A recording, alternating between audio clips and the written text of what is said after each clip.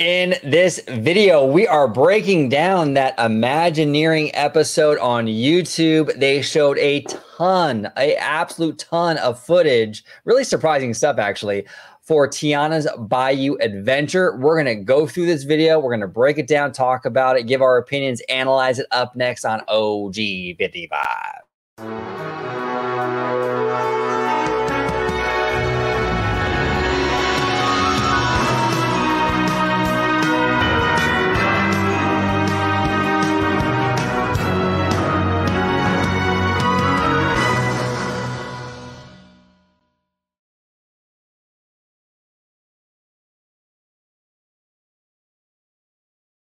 Welcome aboard, everybody, to another episode of OG55. We're talking all about that Tiana footage from the Imagineering YouTube channel. This is amazing stuff, George. We're going to talk about it, break it down. But before we do, the Italiano, if you could let everybody at home know where they can find you on social media. Absolutely. You can find me on X, formerly known as Twitter, at Disney George. You could also find me on Instagram under the Disney Italiano. And of course, you can find me here on my home base at Orange Grove 55 with Citrus Corner with all that sweet, juicy, but sometimes sticky Disney news and info. There he is. All right, let's dive into this, man. This is great stuff. Really great stuff. Let me just make this a little bigger. This is, again, courtesy of the Walt Disney Imagineering YouTube channel. Make sure you subscribe to it because they be dropping some heat. I'm telling you. Okay, here we go. We're going to do as we always do here on OG55. We're going to play this. George, if there's anything you want me to stop on, just let me know. Talk about it. Break it down. Here we go. I love it. Oh, yeah. Last time I was here, I just had to imagine it. And to hear. And just want to say out the gate, I think PJ, I'm not really familiar with PJ Morton or his music, really. This is kind of my first foray into PJ Morton, and I gotta say I like this guy a lot. He seems really down to earth, really fun. So here we go. Has some cool swag. Song, I mean, absolutely. Goes without saying. I'll probably be emotional the first time hearing it. You know. Hey, Tiana. Hey. Hey, y'all. Just as a kid, I've always been inspired by the big songs of Disney. For me and my sister, it started. Okay, with so that's interesting. Give me one sec. So we have out the gate. We have an animatronic, these really amazing Tiana animatronics. Now, I don't know, what did you guys have in Florida on this lift hill? We didn't really have anything. I think maybe there was an Briar owl. Frog. Briar Frog. Okay. Was it like a audio animatronic? Yeah, it was a pretty good sizable. He would rock back and forth, and he'd have like a string tied around his toe, like he was like fishing. Okay. Yeah. So that was the placement here. But what's even more surprising to me is the timing of releasing all this on the we call it Imagineering episode, because the previews are just a few weeks away, and the cast member preview is even less than that. So I'm really surprised that they're showcasing a lot of this prior. It's usually kind of like out of the realm of Disney to do that. You know, usually they keep things a secret. I mean, they kept this a secret from us for like several years. We couldn't get nothing out of it. We were just seeing those specialty New Orleans field trips. You know, right. Now they're releasing like all this, which is great. I'm not complaining, but I just think it's kind of interesting that they're doing it literally weeks before the previews. It is kind of interesting. And there was a lot of weirdness with this drop, right? Because it was supposed to come out, I believe, I was supposed to premiere at 10 a.m. this morning. Mm-hmm. Yes. It never did. It never did. And then it was hours went by, nothing. And people on Twitter were like, or X, whatever they call it, right? Were questioning it, like, what's going on? This was supposed to drop hours ago. It still hasn't dropped. And then finally, I think it did get released around 4:30 in the afternoon. Now, I'm speculating, and again, this is speculation, just speculation, but the sign, and we talked about it with Slimer in yesterday's video, the sign, the Tiana Foods, and that one scene where they were entering in and you just saw the trees, right? A lot of fans were not really impressed with either one of those shots. They were okay, but it didn't really cause a lot of buzz, right? I wouldn't be surprised if Disney noticed the lack of buzz based on the little they gave us yesterday, and they just said, you know what, we got to show more, we got to get people hyped for this thing. So they went and they they edited the video to add more clips, more footage of the attraction, and that's why we saw the later premiere date. Because we're going to go through it all, but you'll see how much they actually showed in this video, like the finale, the whole thing, pretty much. And that makes sense because the first episode was only about like 14 minutes. This one is almost 22 minutes. So there's a lot of extra timing that they added between episode 1 and episode 2. Which basically makes sense that this is all the added footage that they added into it. Because I have a feeling their original intent was just going to be maybe like another 12 to 14 minute video. Right, exactly. I think they added more because they realized it was really lethargic, the reception from the other day. And my sister, it started with a Little Mermaid, singing those songs, and so it's just always been a part of our lives. I always feel like they were so well written, you know. Hey, PJ Morton, he's a Little Mermaid guy, or his sister is, you know. The man and his family has taste, because, you know, it's no secret. I love the Little Mermaid. I love the music. Howard Ashman is the absolute GOAT. So timeless. So as a young songwriter, I always said I want to write timeless things. Oh yeah. Never in my wildest dreams did I think it would happen this way. You know, an attraction is just such a different thing, a physical thing that lives. Wait, can you do me a favor? And it has sure. Can you go back to the beginning where they're entering, where they're singing and dancing? No, little further. It literally just passed. They were just like yeah. Do it right there, because I want to hear the I want to hear the song when they're entering. Okay. By the big songs of Disney. For me and my sister, it started with a Little Mermaid, singing those songs. And so it's just always been a part of our lives. I always feel like they were so well written, you know, timeless. So as a young songwriter, I always said I want to write timeless things. Oh yeah. Never in my wild. That's Ray. Was it? Okay, hold on. That's the song, Take You All the Way Down. Let's go one more time. Here we go. The big songs of Disney. For me and my sister, it started with a Little Mermaid, singing those songs. And so it's just always been a part of our lives. I always feel like they were so well written, you know, timeless. So as a young songwriter, I always said I want to write timeless things. Oh yeah. Never in my wildest dreams. Yeah. We're going to take you. We're going to take you. We're going to take you all the way down. Did I think it would happen this way? You know, an attraction is just such a different thing, a physical thing that lives. Hey! And how does it feel to have Anika singing the song that you wrote? Yeah, I mean, it's Princess Tiana. You know, it's like, I mean, it's the official. She was great to work with, and it came out great. Thank you. I appreciate that. You don't see my shoes, right? Yeah. PJ Morton is so genuine and warm and welcoming. And that's what I was saying. I mean, I don't know the guy, but he seems genuine and he seems like a really cool guy.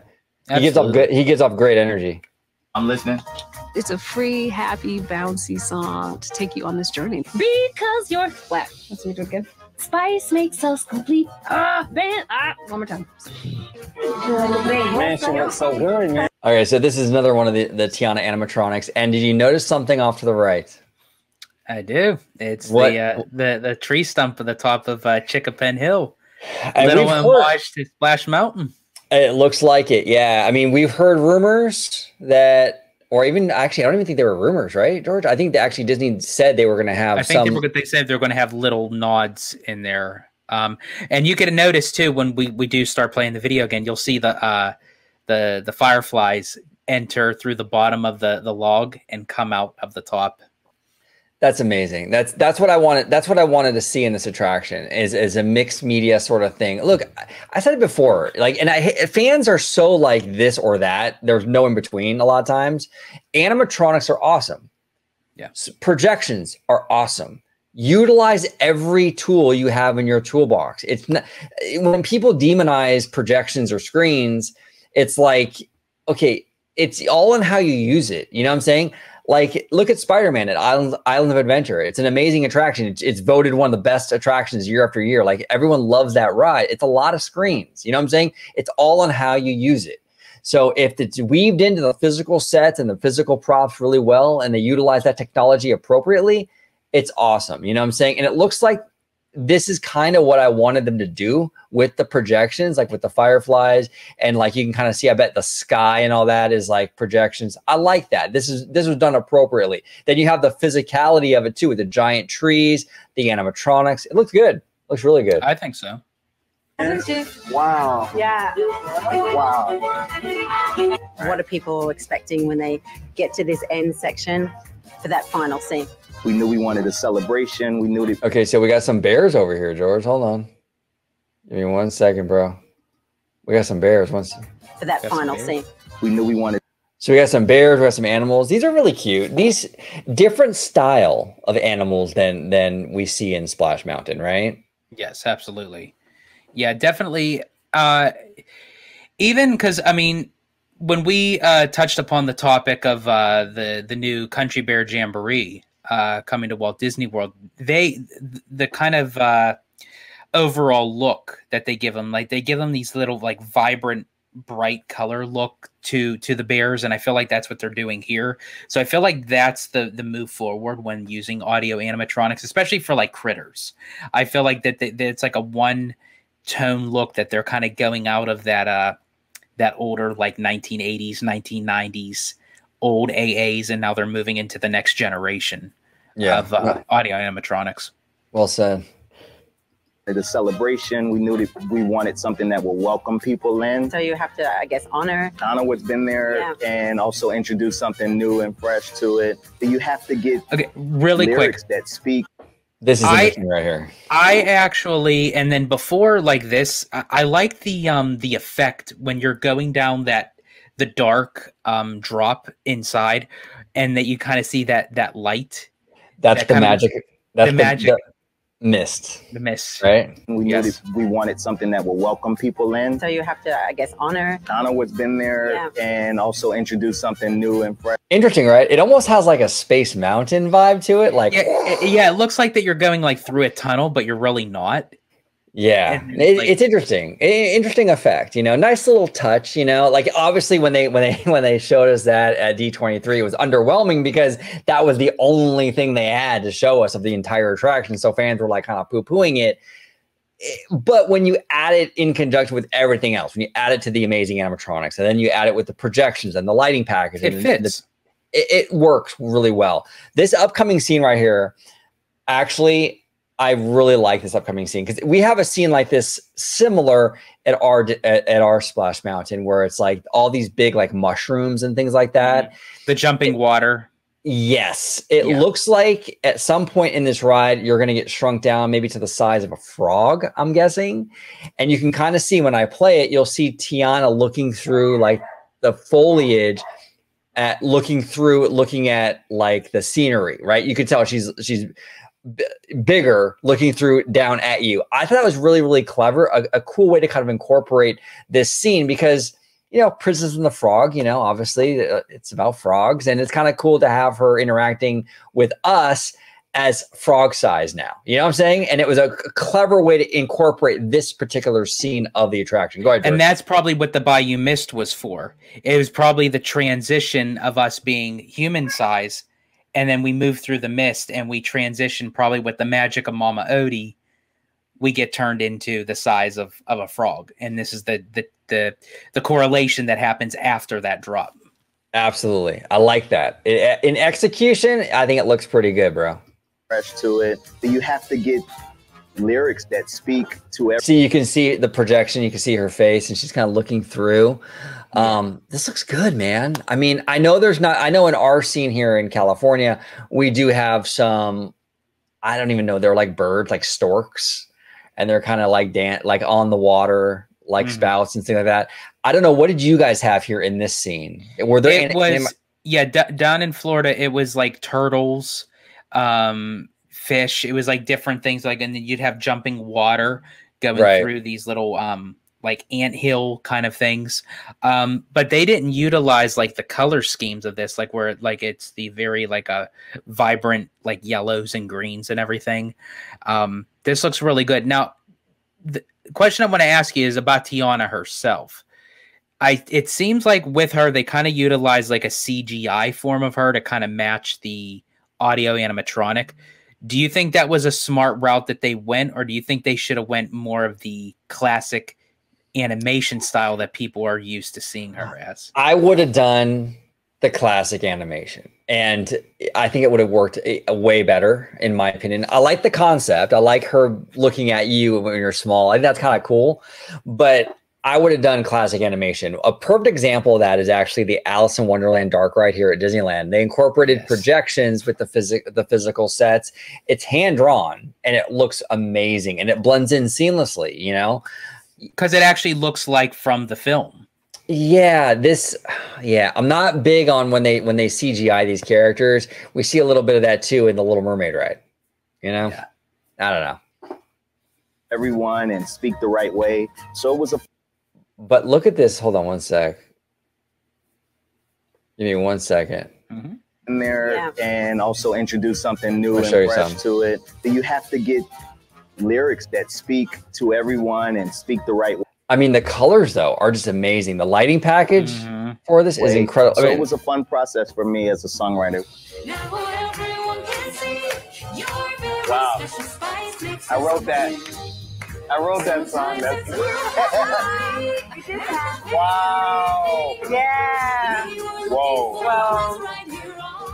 Okay, right out the gate, we're gonna be playing this scene a couple times, probably a few times, because I love this. A lot of people were worried that they were going to be cheap on this attraction. Disney was going to skimp out, and it's going to look, you know, this has a lot going on here. There's a lot of animatronics, big animatronics, a lot of kinetic energy, beautiful backgrounds, the color, the lighting scheme. I love it. And PJ Morton's song on this finale is absolutely incredible. I was telling George today on the phone, I was like, George, I love this song. That was one of the biggest hurdles when retheming Splash Mountain to Tiana's, was getting a soundtrack that will get you kind of moving in your seat. And you know, look, regardless of what you think about Splash Mountain, the music was it was an earworm. You know what I'm saying? It was really catchy. I was worried more than anything else about the music. PJ Morton hit an absolute home run here. Dude, I get this man to do other attractions too, man, because I love this song. I really do. What are your thoughts, George? Yeah, the song, which by the way is called Special Spice. It's actually going to be released on all music platforms this upcoming Friday at the time of this recording. So it's a very catchy tune, and it strikes for me like it has like that jingle tune that you see like on those commercials where it's like that like spearmint gum commercials or like something or other, or even like the, as cheesy as it is, I'm just gonna say it, like the McDonald's, the ba-da-ba-ba-ba, I'm loving it. You know, it has like that upbeat kind of, and I think that was the route that they were going, because this is an attraction that Tiana is showcasing her business, her restaurant, her Tiana's Foods. So she wanted to kind of create like this kind of upbeat tempo song that's a catchy tune that'll get you to say, hey, I want to go to Tiana's Foods, you know? No, that's fair. It reminds me very much. You're right. It's very catchy. It's very much like those old school, like food commercials that you would see, like from the 40s and 50s. You know, those little jingles. And it's just it's incredibly catchy. This man PJ Morton knows what he's doing. Wow, I wrote that song. That's wow. Yeah. Whoa. Well. Wow. Man.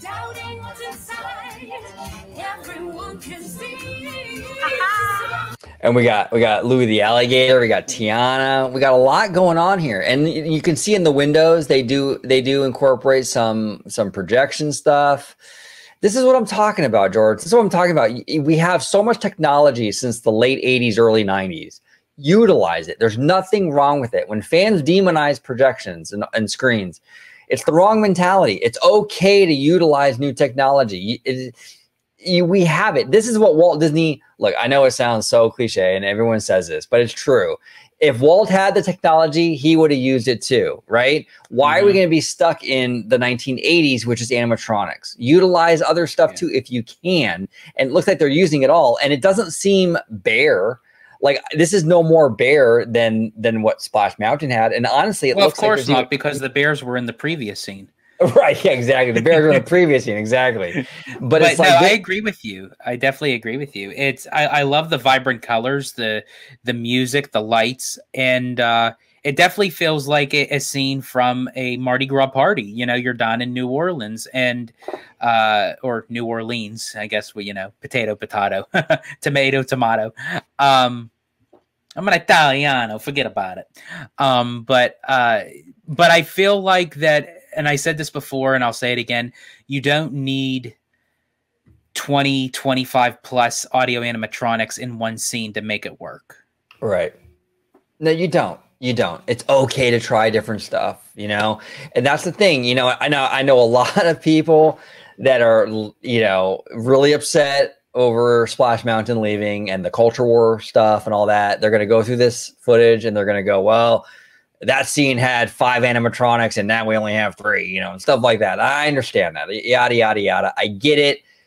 Look, guys and gals, this looks pretty dope. Okay. You kind of have to admit it looks awesome. I get it. There's probably, well, we know there's less animatronics, but what they utilized to offset the, you know, the lower, to offset the higher number of animatronics, to offset that, the technology they used, I think, has been impressive, and I think it's been used very well. And I think it turned out very, very good. And what I'm seeing on Twitter, too, is mostly positive, to be honest.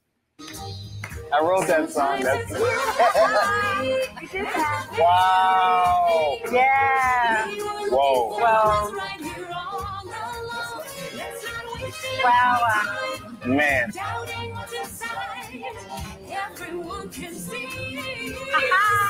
It's amazing. Yeah. She's amazing. And that big Louis AA. How do you not love that guy, bro? You know what I'm saying? And it's just so good. It's just so good. You got the big beaver in the front too. You got you know, the projections in the back. It just looks fantastic.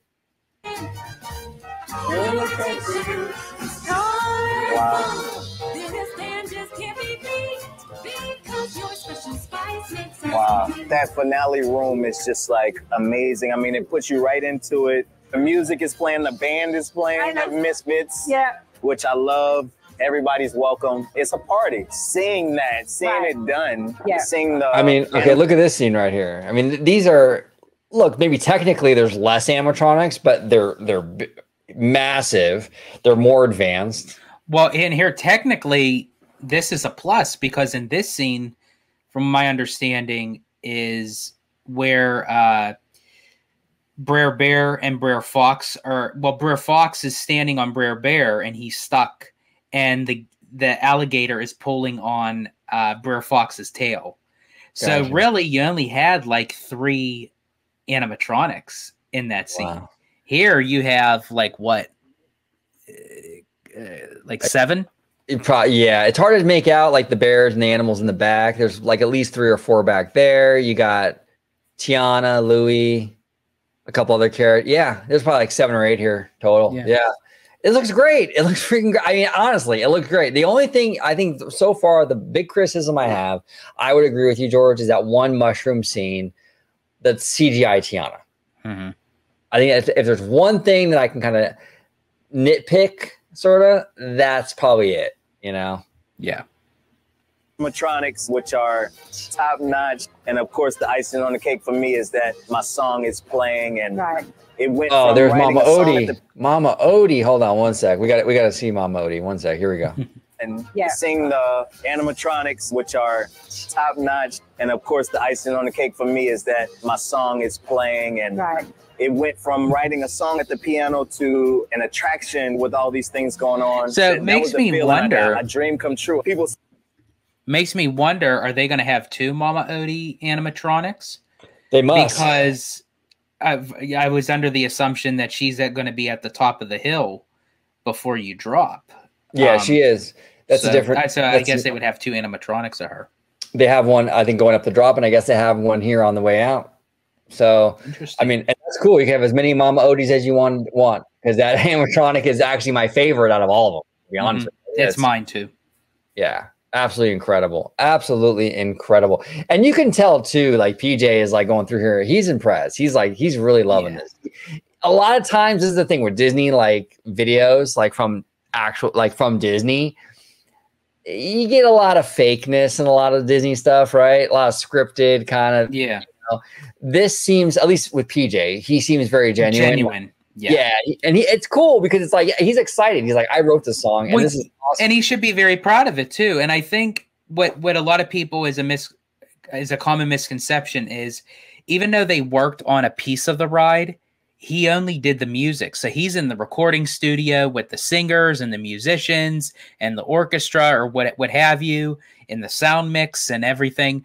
He doesn't see what's going on with the Imagineers building the audio animatronics, the set pieces. All he is seeing is hearing his song. Yeah. So when you put the song intermixed with the ride and he's like, oh, well, yeah, I wrote this song, but look at everything that it encompasses. Yeah. And it's like that awe moment. Absolutely. And you can see it. You can see it in his face. He's genuinely like, oh my gosh, this is incredible. I say that all the time, but this is literally a dream come true to be at Disney. Okay, that Spice song is fire, bro. No pun intended, but it is. It's a good song. It's catchy, perfect, really, really great stuff. So let's move on to, we have a couple of clips here. I really want to break this stuff down. Let's go ahead. We're going to share this. We got Mr. PJ Morton here. Let's hear a little bit from PJ. It's only 30 seconds, so let's see what they show us in this clip. Hey, it's PJ Morton, and I just got off of Tiana's Bayou adventure. I mean, I'm so honored. I'm one of the first people to ride the ride. I wrote the song on the finale called Special Spice. Seeing my song on the ride for the very first time was kind of mind-blowing to me, just surreal to be. We had a little bit of Naveen back there too. Yeah, let's go back and check that out. Hold on, brother. Let's check that out. Because we get like different angles from this video, kind of closer, it seems. Seeing my song on the ride for the very first time was kind of mind-blowing to me, just surreal to be in this world after a long time writing this song and finally seeing it in action. It's just a dream come true. Because your special spice makes life complete. I just love it, bro. I honestly, I'm really impressed with this, you know, and there was a lot of concern going into this attraction. I get it. You know, Splash Mountain was a very popular attraction for decades, you know. Look, I mean, at least for what we're seeing, it looks like they delivered. I was worried.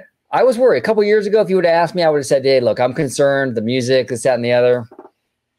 I'm not worried at all. After seeing what we saw today with this Imagineering video, and PJ Morton, dude, if you ever come across this video, man, you pulled it off. I mean, you should be really proud of what you did. I mean, the music is fantastic, and it was not an easy feat. That's why I'm harping on what he did, because it's not easy to follow in the footsteps of the music from Splash Mountain. And not only did he do it, but he did it like big. So basically, you know? So basically you're saying it's not easy being green. It's not easy. There we go. All right, we got one more clip, or actually not even clip, actually. Hold on one sec. It's just some imagery. So this is a still shot from that scene. Again, this looks awesome. So comparative to the Splash Mountain version, you said there's more animatronics, it appears. Obviously more greenery too, I would assume, right? Yeah, I think what it does too is they have a lot of front lights that are kind of showcased where it brings more life to the scene. And I think especially with Disneyland's version of Splash Mountain, I think there was a lot of scenes that was just a little bit too dark. So I feel like, you know, with the lighting package, as you had mentioned, with the audio animatronics, I think it's going to bring more life and more vibrant to the show building. Yeah, and the thing I like about this attraction is that it takes the Fantasyland dark ride concept, but puts it on a massive scale. Yeah. You know what I'm saying? It's just interesting. It's very interesting. I kind of like it. There's Tiana. And we got Chickapin Hill in the background, a little homage. And we got the mushroom scene, which again, you can see the giant frog with the flower. This scene really surprised me. I think this was, because this was one of those scenes where I was wondering what they were going to do with it. Like, how are you going to make this, like these giant mushrooms? What are you going to do with this? Exactly. So you know, the magic mist and you get down to the size of a frog. I think it was a clever kind of story device to kind of get you through this scene. And it works. It's simple. It's easy to kind of understand. I don't know. I like that. Again, it's just that CGI Tiana is my only issue, though. Yeah. Yeah. You said easy again, bro. Oh, here we go. It's easy peasy lemon squeezy. There we go. And this is the final shot of the finale. So this is where the big steamboat is, right? Right. This is where the steamboat would be with the chickens and all the other members, part of the Zippity Doodah group. And then also too on the left-hand side you have Tiana's mother in the white with the umbrella, and then Tiana's friend. I can't remember her name. Yeah, I don't know it offhand either, but it's interesting, man. Interesting stuff. I'm actually a little bit surprised, and I guess I shouldn't be surprised, but I thought they would utilize more of the animals or the critters from Splash Mountain, incorporated more into this attraction, because they do fit in with this Bayou thing. At least some of them do. The little alligators and things like that. I guess the reason why maybe they didn't is because a lot of those animatronics are, well, all of them are old and probably expensive to maintain. So they decided to rip them all out and just put the new ones in there. So that's fine. Honestly, it doesn't seem like, at least from the footage that we're seeing, it doesn't seem that that replacing those animatronics or taking them out hurt the show. I feel like I said before many times in this video already, I feel like it's been offset by other effects. So I don't feel like you really lost any kinetic energy. So exactly. And just wanted to clarify, Tiana's friend is Charlotte. That's correct. Yeah, Charlotte. So, and then her mom's name is Eudora. There we go. Charlotte and Eudora. So overall thoughts, George, on this from the videos? Overall, I'm very excited about it. I'm very curious to see what the ride looks like as a whole. I'm curious to see it in person, because sometimes, even with videos, you could say something looks great, something doesn't look not so great, but I think it's always best to visualize it yourself and be, in the moment. And I think what a lot of people have to do is go in there with an open mind. I feel like what a lot of people are going to do is they're going to sit down in the log and automatically just judge the ride before they even go through it. It's like, just go in with no expectations, and then after you're done, then you can give a full-on opinion and observation of how you really feel about the ride. Leave your politics at the door. You know what I'm saying? Yeah. And I get it. It's a culture war thing, and there are people for 4 years saying this ride was going to suck because of woke or whatever, right? Mm-hmm. Just go in there with an open mind, regardless of your political beliefs, regardless where you stand with the culture war, and judge the ride based on the ride. So if you go in there and the ride genuinely has things you don't like, that's fine. You know what I'm saying? But just give it a fair shake and judge it based on the actual attraction, and don't overly nitpick it just because politics. You know what I'm saying? Because that's the thing. It's like, it sucks you have to even say it, but it's true. You have agendas out there, you have this stuff, and you have people that are going to go in there and they're going to be extra nitpicky because they want to make a point that they shouldn't have got rid of Splash Mountain. That's not cool. They go in there, if there's legitimate issues, that's fine, but don't be overly whatever because culture war or this, that, and the other. Just done right. Just don't be hating. Don't be hating, bro. I'm the biggest hater. I hate the way that you walk, the way that you talk. I hate the way that you. You know what I'm saying? Don't be a. I'm the biggest hater. I hate the way that you walk, the way that you talk. Yeah, but anyway, and again, look, I want to make it very, very clear. It's perfectly fine to criticize this attraction. So if there's things in this attraction that don't work, that's perfectly fine. But just to be overly nitpicky, just because you feel like it's some sort of culture war thing. That's just being a ball bag. Like, come on, you know what I'm saying? Yeah, this attraction is not beyond criticism. Like, actually, to be honest with you, the outside of the mountain looks okay. You know, I think the inside is way stronger, you know, than the outside. I think the outside's okay. I think visually, though, Splash Mountain had a little bit more eye appeal, a little more catchy. Yeah. This one kind of blends in more. And like I said before, I think they've added a little too much foliage. That's just my opinion. Although I will say Disneyland doesn't seem to have as much, at least yet. Hopefully they keep it like that because it fits in well. I think, and I think the bottom part of the mountain looks fine with like the moss and the trees and the water tower. It's the top peak that they put so much, as you said, foliage and flowers. It's just like, and then I get why they couldn't add Mama Odie's boathouse to the top, but I wish that they could just put something on top just to kind of solidify the notion. It's like, okay, when I see the peak, the top of that mountain, that's Tiana's Bayou Adventure. Yeah. You know, it's just kind of flat and it's a little bit stale for me. I'm surprised, to be honest with you, that they didn't keep Chickapin Hill, the tree stump, and just alter the tree stump to make it look more like it's from the Bayou. Like maybe put like moss and kind of greenery on it or whatever. I'm surprised they didn't go that route because that would have been cheaper. And I think you would have kept the visual icon and you could have changed it enough where it didn't look like Chickapin. Exactly. So I'm surprised they didn't do that. I understand why they didn't do Mama Odie's boat because we heard structurally it would be too heavy for the mountain. They'd have to redo the whole thing. I get that. You know what I'm saying? Budgets are not unlimited. Even at Universal, okay? So it just the reality of the world, right? But like they should have kept the tree stump and just put flowers on it and just altered it a little bit to make it look more like it's from the Bayou. They do have trees in the Bayou, obviously, right? And some of them do fall down. It wouldn't have been a big stretch to keep the tree there.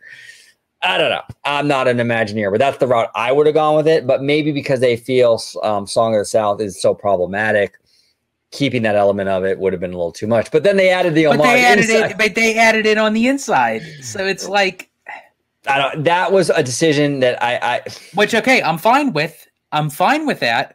But you can't go back and say, oh well, we didn't keep this because it's problematic. Because you took the problematic supposedly on the outside of the mountain, but you put it on the inside of the mountain. Right, exactly. So how really problematic is it?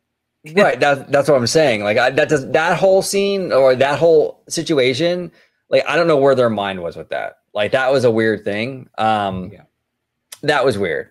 Some people think it's because they wanted to make the mountain seem smaller. That's possible. I don't know, but that would have been a creative decision that I would have gone in a different direction and a cheaper direction. Our alternative would have been actually cheaper. They would have saved money doing it our way, and it probably would have looked better too. So yeah, I don't know. Anyway, I will say though, I think that the area is going to look, as our friend Kaylee says, a banger at night. I think honestly, with all the color schemes, hopefully Disneyland gets the same color package that Walt Disney World has, because I feel like with all like the yellows, the greens, the purples, I think it's going to look beautiful at night. Yeah, oh, absolutely. The nighttime stuff is gonna be, yeah, that's a good point. The exterior during the day, I think Splash Mountain probably looks better. It does. But I think at night though, I think Tiana's is gonna take it. I think nighttime Tiana's is gonna be better than nighttime Splash. Yeah, especially if they add in like the firefly effects and everything, which they need to. I hope they do. Oh yeah, it's gonna be beautiful. Yeah, I'm sure they will. I'm absolutely sure they will. But again, my biggest worry was the music and Mr. PJ Morton, home run, absolute home run. So anyway, George, surprisingly, a very eventful Disney Parks day. I was not expecting this much footage for this attraction at all. And what was funny is you and I just had this conversation yesterday, and we thought we're not going to hear anything up until D23. It's just going to be, they'll release Tiana's Bayou Adventure. It'll open, but we're not going to get like no Disney news or what have you. Well, Disney's like, hold my beer. Yeah, they were. Yeah, I mean, it's crazy. It's crazy how much they gave us. So it was cool, though. It's cool. It really put a lot of my worries to rest. I'm actually really excited now for this. So I mean, I've been excited for a while, but I had concerns, to be honest. You know what I'm saying? And I feel like it looks like a quality retheme. And it doesn't. The thing too, especially the interior, it doesn't feel like a re-theme. And that's important. Yes. Like it feels like this was a purpose-built Tiana ride. It really does. It doesn't look slapped together at all. So I like that, obviously. That's good. But George, if you could let everybody at home know where they could find you on social media, sir. Absolutely. You can find me on X, formerly known as Twitter, at Disney George. You could also find me on Instagram under the Disney Italiano. And of course, you can find me right here on my home base at Orange Grove 55 with Citrus Corner with all that sweet, juicy, but sometimes sticky Disney news and info. There it is. Comment down below with all your thoughts on Tiana's, all the new footage that we saw today. Amazing stuff, but maybe you didn't like it. And if you didn't like it, that is 100% okay. You know what I'm saying? But comment down below. We would love to hear your opinions on it. What are your thoughts on the music, the little bit of music that we heard? We'd love to hear your opinion on that as well. Thank you all so much for watching. Later today in the afternoon, we did a fantastic collaboration with Mr. Shaun ranking the mouse. So check that out later today. Fantastic video. We're talking about Epic Universe. We talk Tiana's. We talk all kinds of stuff in that video. It's really a great time. We talk about more investment in Florida at Walt Disney World, all that good stuff. So make sure you check it out later this afternoon. Thank you all so much for watching this episode of OG55. 세상은 누구에게나 공평하게 추악해.